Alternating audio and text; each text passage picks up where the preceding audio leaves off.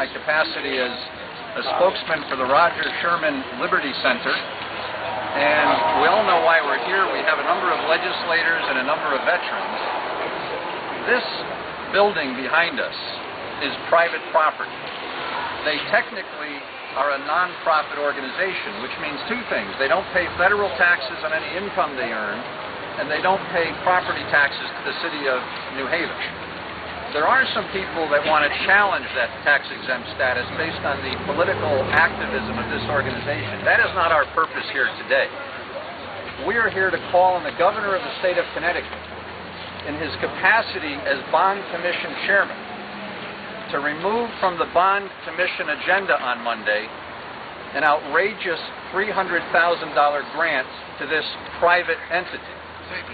Now, there are a number of veterans here today, some of whom fought against communist expansionism in this world. I don't know if it's presumptuous or not to say that I think I speak for them when I say that we would all stand on their behalf and defend their right to promote their hideous ideology. We would also defend their right to speak in public and to use whatever facility they want to house their newspapers, to house their meetings and all that. That's freedom. That's America. Despite the fact that Joe L. Fishman, who ran for Congress of the United States on the Communist Party ticket USA right here in this district, denied the existence of the Soviet gulags many years ago, and then once said that they weren't as bad as we all thought they were, I just want to say that the people that run this organization are ideological misfits. That said, they have a right to exist, and I will go up against the wall to defend their right to exist and defend their right to speak. Here's where we draw the line. This is private property. They shouldn't get one nickel of my money or any other taxpayer money involuntarily to pay to rehab their building. When I went here yesterday to do a little recon for this event, the grass was almost up to my waist. These people can't even maintain this property in a minimal way, yet they have the nerve to demand $300,000 from the taxpayers of Connecticut to rehab this facility so they can go on their way and continue to promote their ideology. Now, we are deeply in debt in this state. We're the highest tax state in the nation. We have plenty to complain about. Even in a robust economy, we would be against this. I'm a lifelong Republican. I would be equally upset if we were spending taxpayer money to put a new roof on the Republican Party headquarters in the state of Connecticut. But unlike the Republican Party, this is an ideology that has embraced the murder of tens of millions of people around the world. This is scandalous, and we are calling on the governor to stand with the taxpayers. Now, we have a couple of people who are going to speak here today, and the first is one of my personal heroes, State Senator Len Suzio.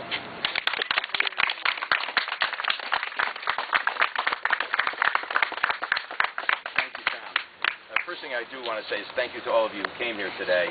I want to especially thank the veterans who are here today who put their lives and safety on the line to defend American freedoms. We owe a debt of gratitude, and we express it this weekend, I hope, on Memorial Day, thanking them for the service to the country. As you pointed out, Tom, there were a couple of wars fought by our veterans against communist expansion. And I'll bet many of them never thought they'd ever see the day where we are subsidizing the propaganda of the Communist Party. We want to make people aware, and by the way, there's also some people here today who have fled communist countries in Eastern Europe because they saw firsthand what a failure communism is, not only in terms of economics, providing decent living for people, but in terms of the lack of true political democracy and really promoting oppression for its failed ideology. If you have any doubt about that today, look at North and South Korea and the difference. Democracy in the American capitalist system in South Korea and communism and oppression in North Korea, where some of the most horribly oppressed people in the world barely surviving. Now, we're here today to call upon the governor to take this item away or take it off the Bond Commission's agenda.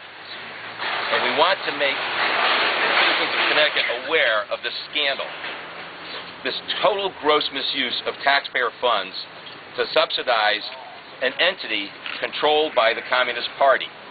If you go to the website for the American Communist Party, you can see that one of its goals is the eradication of American capitalism and its replacement with the failure of communist socialism. The same failure, the same failed system we saw in the Soviet Union, which doesn't even exist any longer, the same failed system we see in North Korea, the same failed system we saw in Eastern Europe. Look again, the contrast between the American model in South Korea versus the communist model in North Korea, or the American model in West Germany versus the failed communist model in East Germany. The differences are striking, they're clear, and it's the superiority of the American capitalist system and American democracy are so evident, it's amazing we could have a debate about it. So we're here to make people aware of this, to get in contact with the governor, to insist that he remove this from the bond agenda.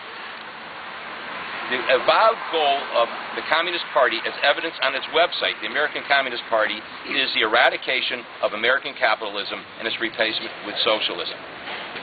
Now, what kind of lack of common sense does it take to promote and subsidize that kind of ideology?